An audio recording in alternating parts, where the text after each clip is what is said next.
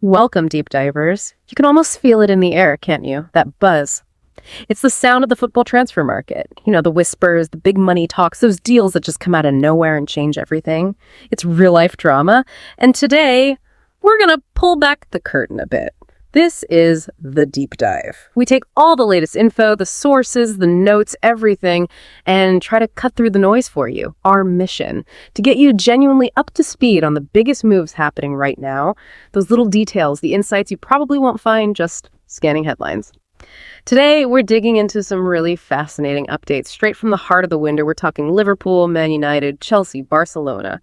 The big names. Think of this as your insider pass to what's really going on behind the scenes. And hey, just quickly, before we get into all the details, if you enjoy these deep dives, find them useful, or just plain interesting, make sure you hit follow or subscribe wherever you're listening. That way you won't miss out on those aha moments. Okay, let's get into it. Absolutely. And what we're seeing isn't just, players swapping jerseys. It's this really complex mix of club ambitions, finance, a huge factor, and sometimes, just finding that moment where everyone's goals align. It's all about negotiation, always shifting. Right. And speaking of goals aligning, let's kick things off with Liverpool. Some pretty big news around Darwin Nunez. This isn't just smoke, is it? Our intelligence suggests there's a mutual feeling between him and the club about maybe parting ways this summer. Liverpool seem ready to let him go, but, and this is key, only for the correct fee. And Nunez himself, apparently really open to moving and trying a new chapter. That sounds quite clear-cut from both sides. But is it ever that simple? That's exactly what's interesting here, that alignment. In transfers, which can get messy, having both the player and club leaning the same way, it can smooth things out considerably. That phrase, ready to let the player go for the correct fee, that's telling. It means Liverpool aren't desperate to push him out, but they're pragmatic. They have a number in mind. If someone meets it, they'll talk. It's not like they're digging their heels in, which avoids those long, drawn-out sagas. Okay, so the door's open if the price is right. We know Saudi clubs were looking back in January. That interest has been there.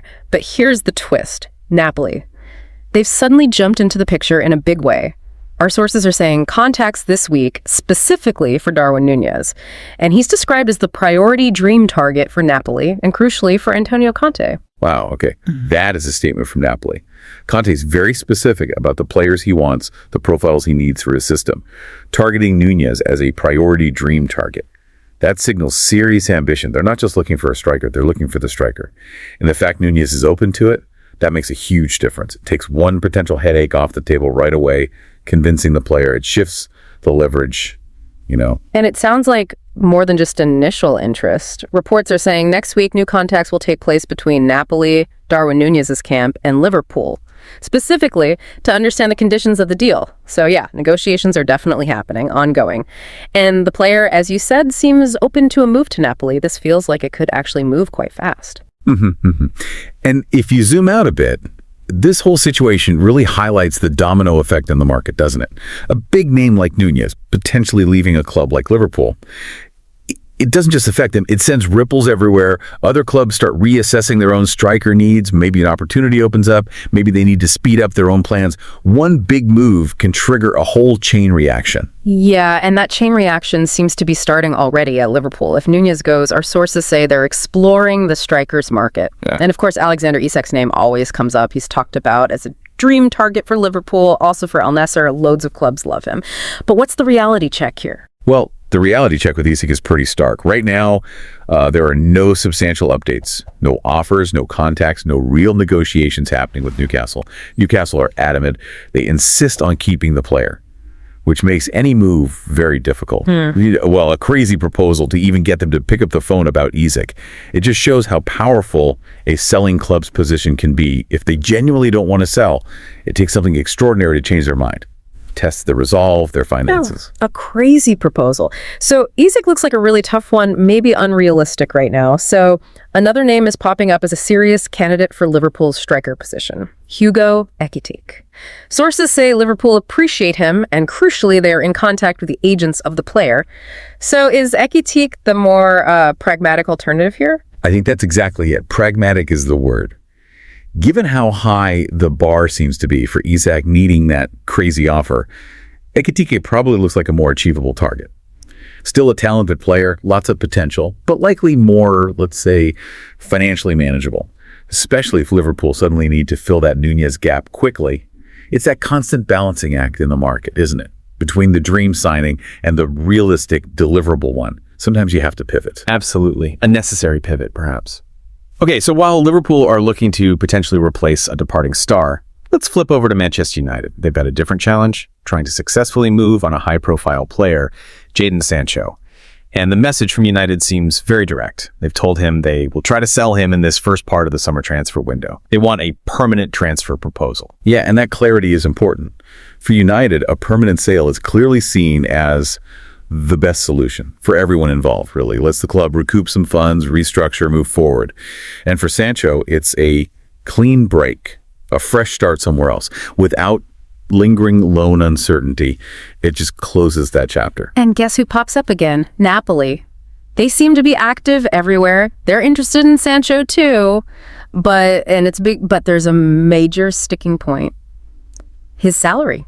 Napoli apparently don't want to cover the world salary he's on, not even if they sign him permanently. Our sources are clear.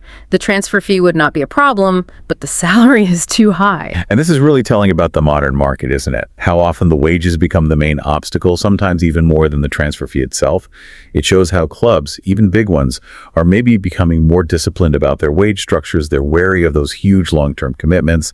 It really puts the squeeze on highly paid players looking for a move. How much leverage do you really have if clubs just won't match your current salary? Challenges that whole player power idea. So it boils down to a couple of scenarios for Sancho then. Either United eventually have to compromise, maybe accept Napoli's conditions later in the window, or Sancho himself has to take a pay cut to make the Napoli move happen. If neither of those things occurs, he'll end up somewhere else entirely. But the general feeling, the expectation remains for Jadon Sancho to leave Manchester United this summer. And just for context, Chelsea already passed on keeping him earlier. The market's definitely sending signals. The salary issue is huge. Okay, let's stick with London, but head over to Chelsea, because they are still very much involved in the strikers market. We know they asked about Ekitike, same guy Liverpool are looking at a few weeks back, but that 100 million euros was considered too high as price then. Right, which shows they're still actively looking for firepower up front, even after being put off by that initial valuation. They didn't just give up. They keep following the striker market. It suggests that need is still there. They just weren't willing to pay that price for that player at that time. They're being patient, exploring options, playing the long game. Okay, and switching positions now. The Chelsea goalkeeper situation. We've had a lot of questions on this. The Mike Maignan story made headlines, but apparently that was over before the club work really began. A 15 million euros offered was rejected by Milan.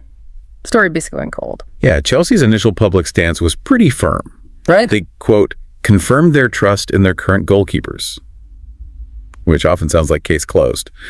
But, in the transfer window, things are rarely completely closed, are they? That initial statement doesn't always mean they've stopped looking entirely. Exactly, because here's the interesting bit. Chelsea are still being offered several goalkeepers on a daily basis.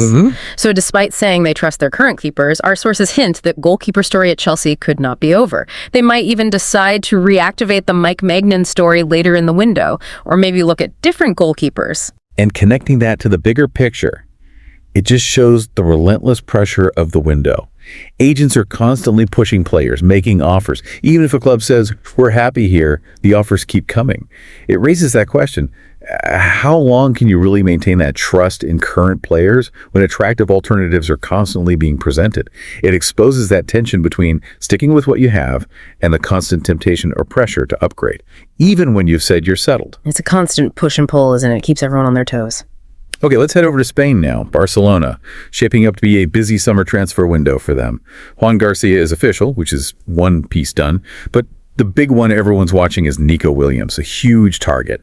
And this is described as more than a transfer story. It's about the technical, financial lawyer's point of view. That sounds complicated. Oh, it is complicated. That's the heart of it for Barcelona. They need to figure out how, when, if Barcelona can make it work with the financial fair play with La Liga.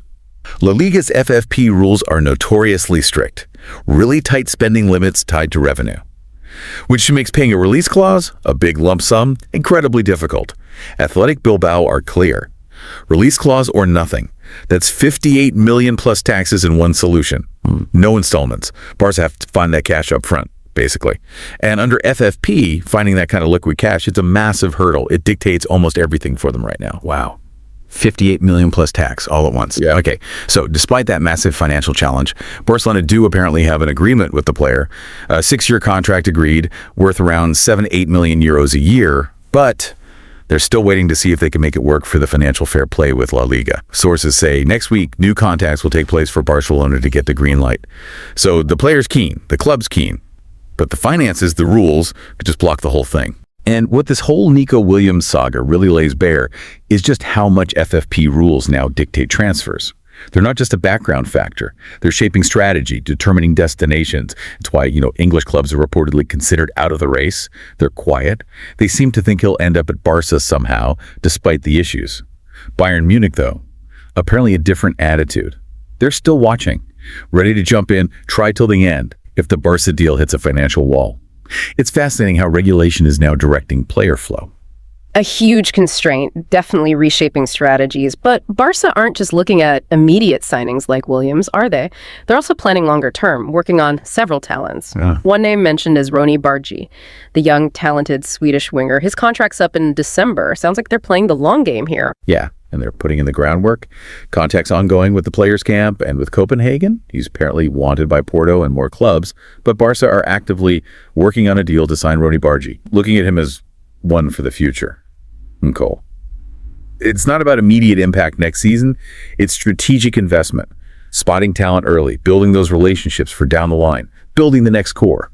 And speaking of really long-term planning, Cardoso Varela at Dinamo Zagreb. This is interesting. He just extended his contract till 2028, which you'd think makes him less attainable. But sources say Barca's plan is to block the player from 2026. They're preparing a deal now, have active talks, and an excellent relationship with the players' camp happens to be the same agency as their new signing, Juan Garcia Daniel. How does blocking a player 2 years in advance work? It's genuinely fascinating, isn't it? It shows incredibly sophisticated long-range planning. Blocking a player like this usually means securing some kind of pre-agreement or an option for a future transfer date, maybe an initial payment, a commitment on future terms, effectively reserving him years before he might even be ready for the first team. It's a tactic to avoid future bidding wars, maybe lock in a price early and ensure a pipeline of talent. It shows a deep commitment to building sustainably, not just reacting. It's that balance again. Deal with today's needs, but also secure tomorrow's stars. It's complex. So, wrapping this all up, what does it mean for you trying to keep track of this whirlwind? As we've seen, it's this incredible mix of player ambition, club finances, huge factor, careful planning, and just the sheer unpredictability of trying to get a deal over the line. Every conversation, every fee mentioned, it's all part of this bigger game. Exactly. We've looked at the complexities around Nunez and Sancho, Chelsea's careful moves for strikers and keepers, Barcelona's juggling act with present needs like Williams, and future talents like Bargi and Varela. The transfer window isn't just names moving around, it's strategy, it's financial maneuvering, it's that constant chase for an edge. And maybe here's something to think about until our next deep dive. In a world where a player's wages can be a bigger blocker than the transfer fee itself, and where clubs are planning years ahead, blocking teenagers, how much will pure financial cleverness and that really long-term vision define who the dominant football powers are in the future? Is that becoming the most important skill? That's a really interesting question. Definitely something that will shape the game going forward. Thank you for joining us on this deep dive. We hope you feel a bit more informed, maybe see things a little differently, and hopefully are still fascinated by all these unseen battles in football. Until next time, keep digging.